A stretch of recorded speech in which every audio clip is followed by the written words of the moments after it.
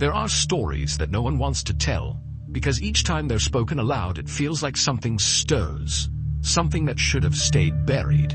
Today, I'm going to take you into one of those stories, a strange disappearance in Taiwan. But this isn't just a missing person case, it's a gateway into a distorted reality, where the line between logic and nightmare begins to blur. And trust me, when you reach the apartment scene, you'll know. And when it happens, you won't be sitting comfortably. So, if you're someone who craves the strange, the dark, and the unexplained, told like forbidden secrets brought back from the shadows, then you've come to the right place. That's all we do here. And we release a nightmare every week. And if, by next time, you notice the like button still resting peacefully, sneak into its house, crawl into its bed, unwrap a Nature Valley crunchy granola bar, and eat it messily. Let the crumbs scatter everywhere under the covers, and then vanish without a trace. Don't forget to subscribe and turn on all notifications so you never miss one of our weekly tales from the dark. Now turn off the lights, put on your headphones, and prepare to step into the shadows.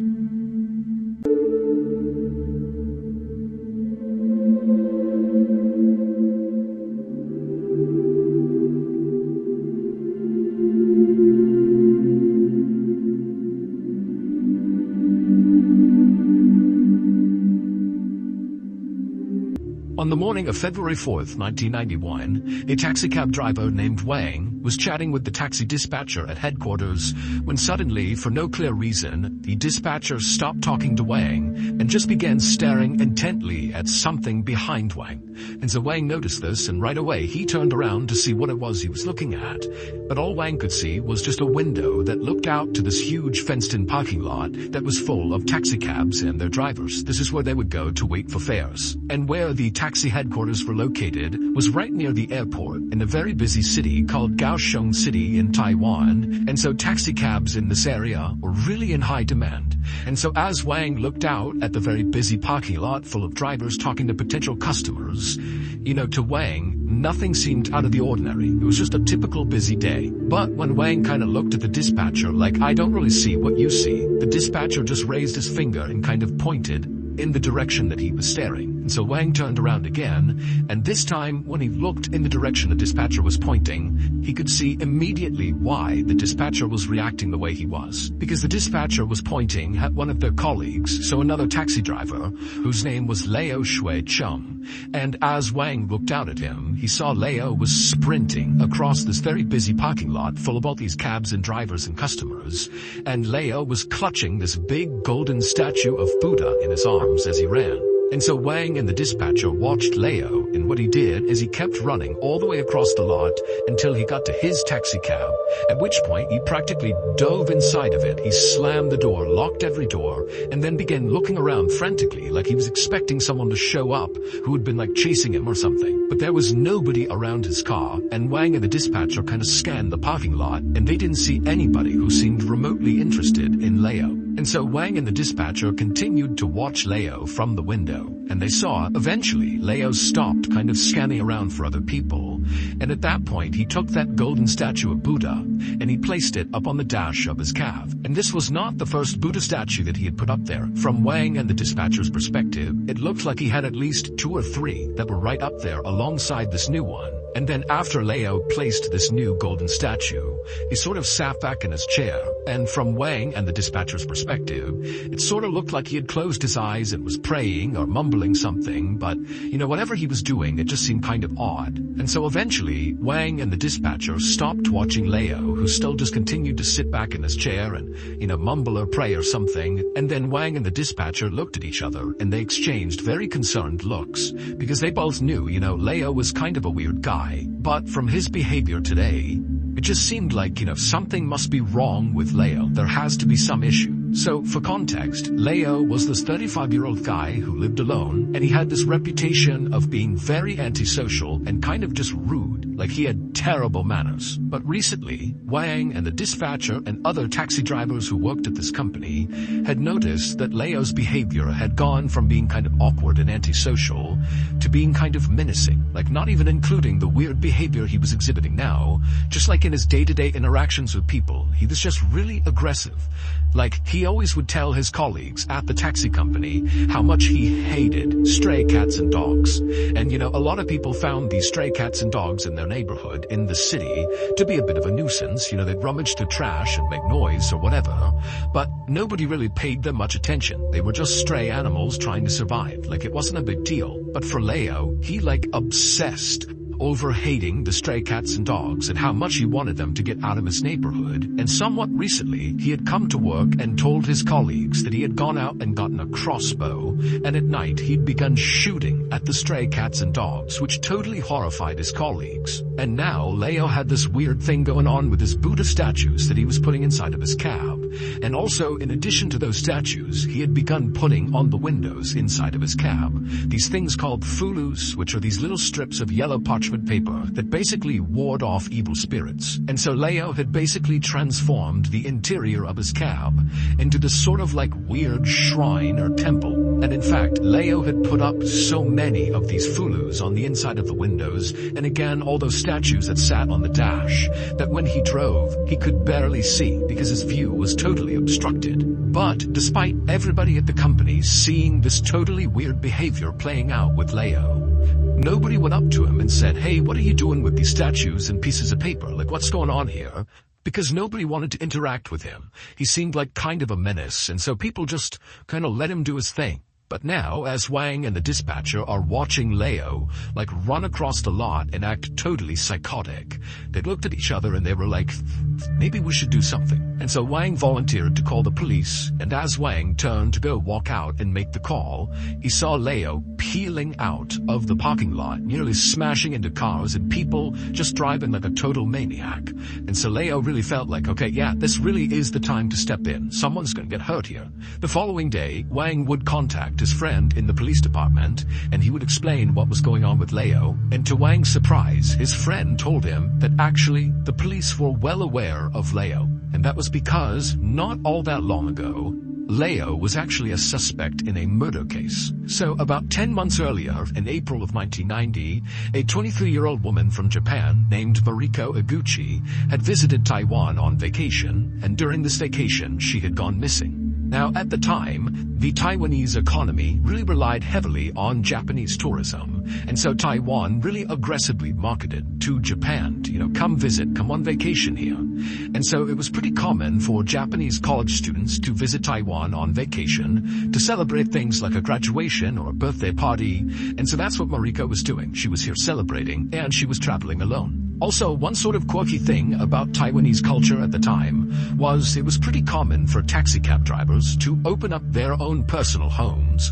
to their fares, basically saying, hey, don't stay at a hotel, I'll give you a ride wherever you're gonna go, but then at night, you can stay at my house with my family. And so it was just kind of a thing in Taiwan that people visited and stayed at the homes of their taxicab drivers. So when Mariko came to Taiwan on this vacation, this is what she did. She stayed in the home of the taxicab driver, and it was during this period of time that she went missing. And so naturally, when the investigation began into her disappearance, the first place police went were the taxicab drivers. And so first, the police focused on a driver in the capital of Taiwan who said he had given Mariko a few rides. He had brought her sightseeing, and then he had let her stay in his home.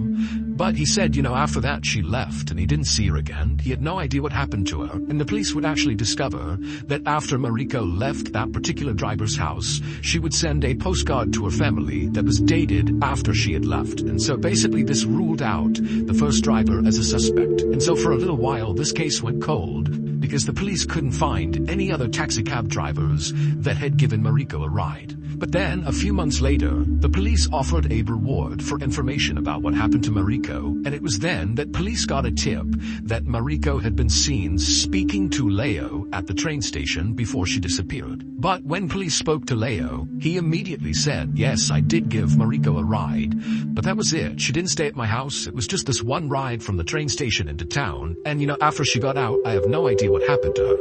And so police would ask Leo dozens more questions and they would try to get more information from him, but he just didn't have any. And then at the same time, there was this flood of all these new tips that began coming into the police station about this case. But it would turn out a lot of these leads, like all of them, were just terrible tips. People were calling in totally random stuff, just because now there was this monetary reward for information. And it was kind of incentivizing people to just call in anything, and it was actually making the investigation much harder, because now the police had all these bad tips, and so they really weren't getting anywhere. But despite the slow progress the police were making in this case had really been elevated and become like a huge international news story, and lots of people all over the world were following it.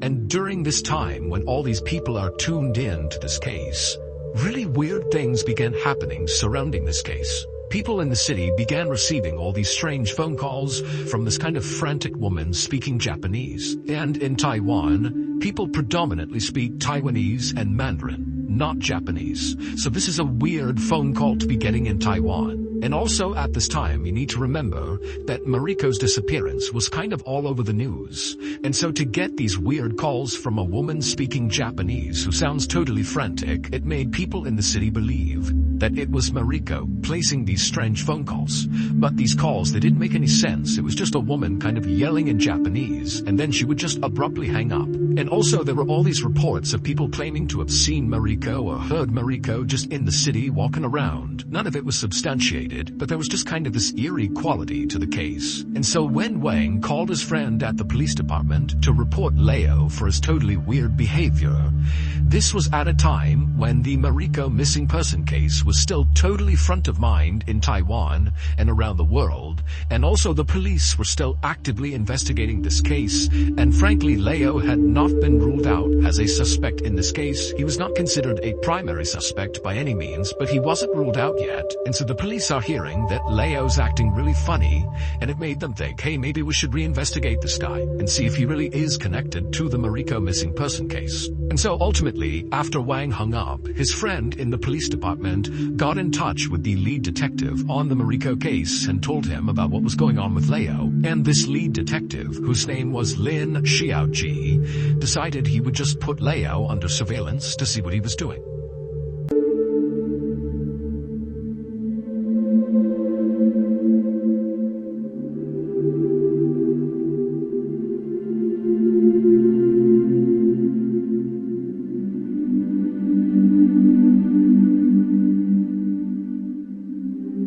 So starting sometime in the middle of February of 1991, Detective Lin and a few of his colleagues began taking turns trailing Leo basically 24/7. And so the police just kept their distance and they followed Leo all around the city as he picked up his fares.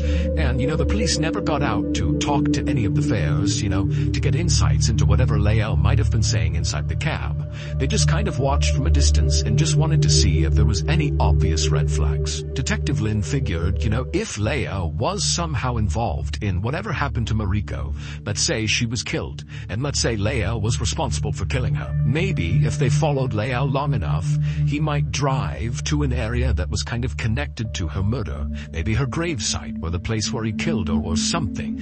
Going to kind of strange random locations without a fare would likely be an indication to police that that was a place of interest. But as the police tailed Leo, that's not what he did.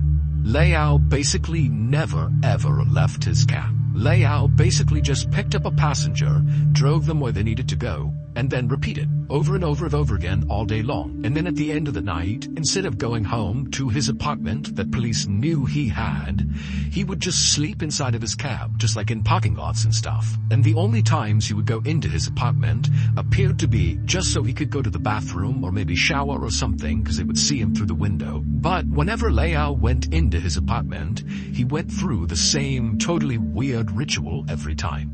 He would be in his cab, parked out front of his apartment, and the police are, parked far enough away that they can watch this.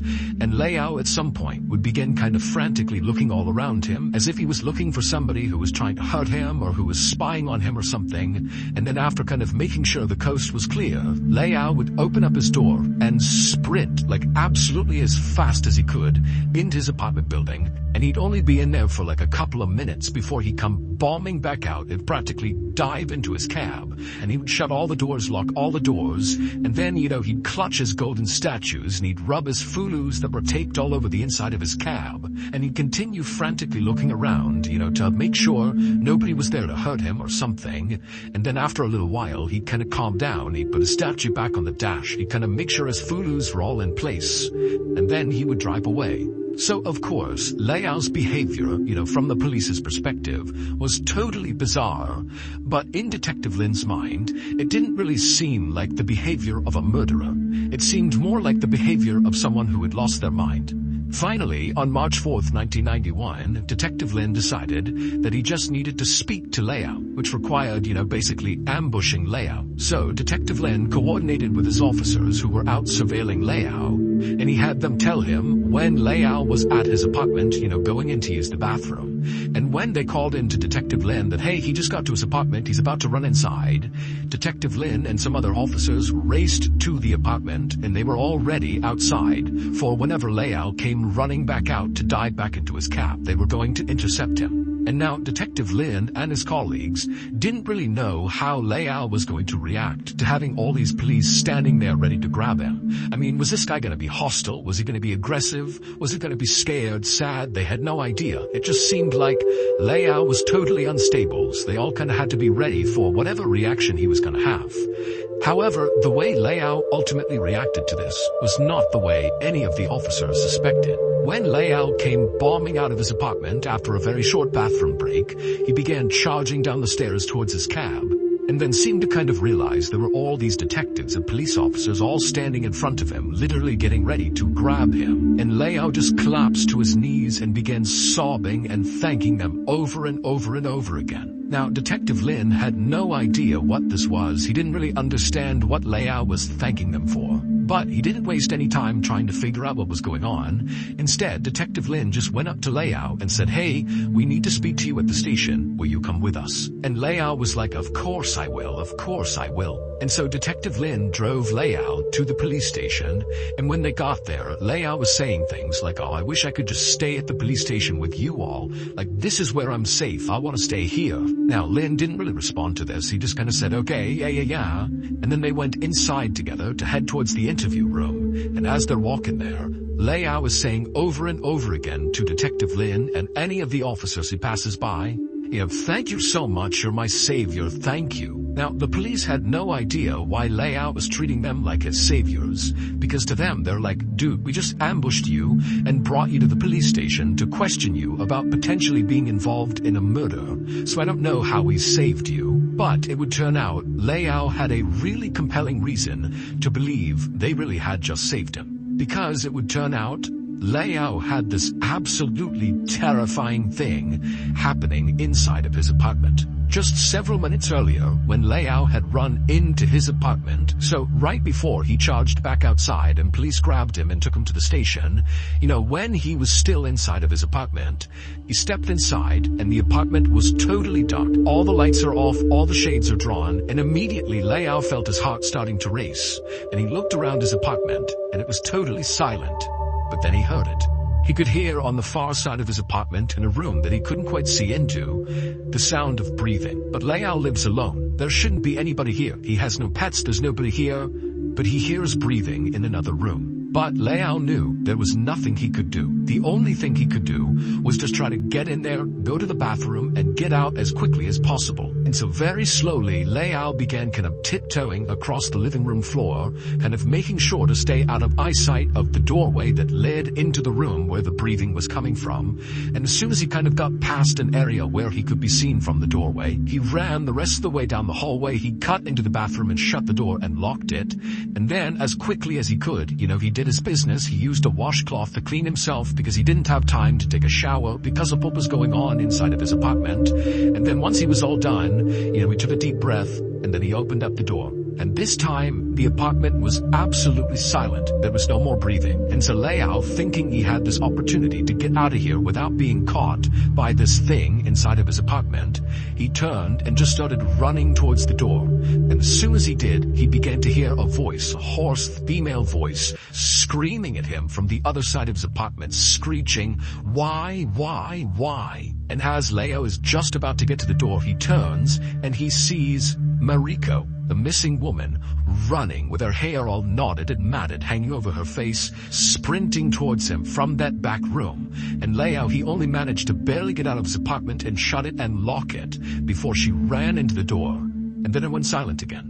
This is why Leo was acting totally crazy, because he was terrified of what he believed was like this demonic entity inside of his apartment. He didn't think that was a real person. He thought it was like the spirit of Mariko or something, and she was haunting him. And so he had no idea what to do. He didn't know who to tell, and he just began living out of his cab instead of dealing with whatever was going on in his apartment. And so when Leo charged outside after this latest encounter with Mariko, he sees the police. And Leo is just overwhelmed with relief. Hopefully, he's thinking, they can get rid of her and his life can go back to normal. But as overjoyed as Leo appeared to be, and now having the police on his side, finally being able to deal with whatever was going on, when push came to shove, Leo actually did not feel comfortable immediately giving up details of whatever was going on with Mariko inside of his apartment. But as Leo was brought by Detective Lin to the police station to tell them what was going on with how Mariko was in his apartment and she was haunting him, it seemed like it was the ghost of her or something.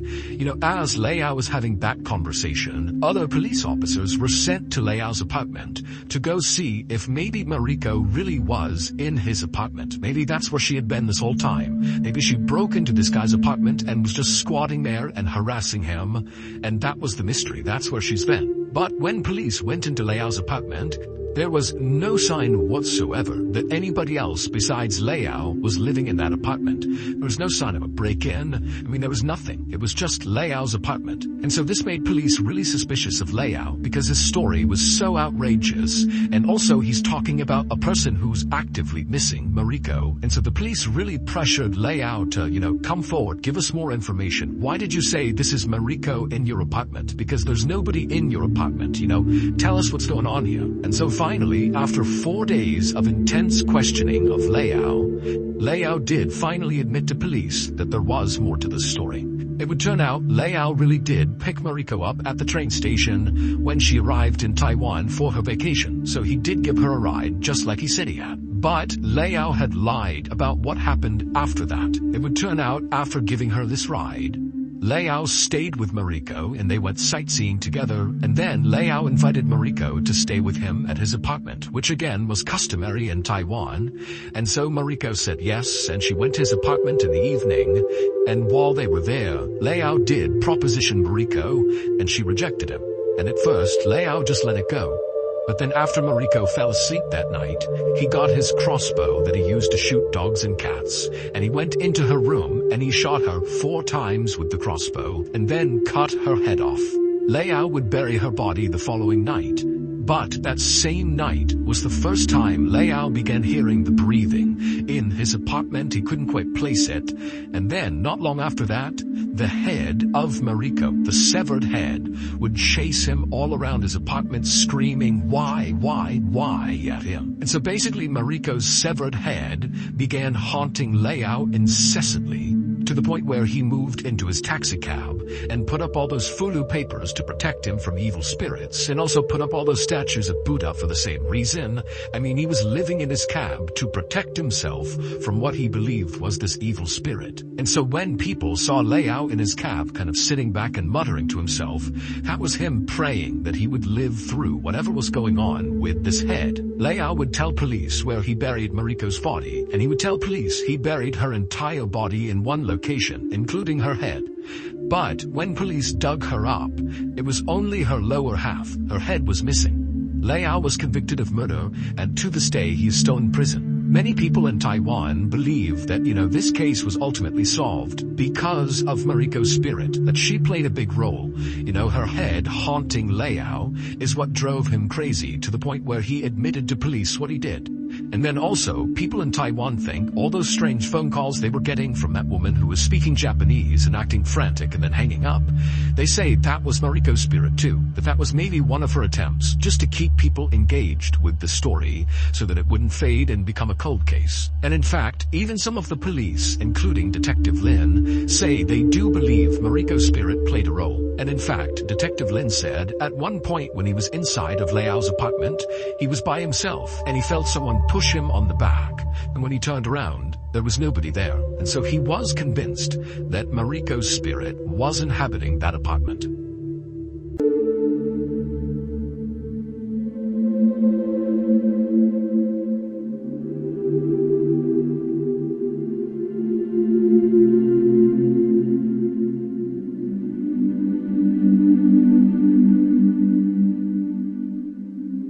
Tonight's story might just be one of countless mysteries still lurking in the dark. But if you're still hearing whispers in the back of your mind, if that apartment scene still lingers in your eyes, then maybe, just maybe, you've already stepped too far into a place where there's no turning back. If you want to keep venturing deeper into tales that are dark, strange, and haunting, leave a like, subscribe to the channel, and turn on all notifications. Because there are still many secrets left untold, and each week another door opens. Thank you for watching all the way to the end. Until next time, see you on the other side of the light.